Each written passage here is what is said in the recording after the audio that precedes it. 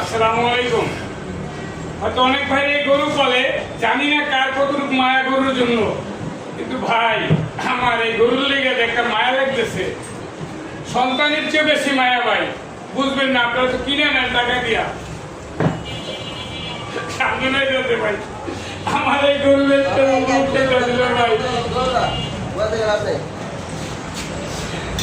আমার এই গরুটা দেখতে বলতে দিল ভাই। আল্লাহ, এত কষ্ট করে পাচ্ছি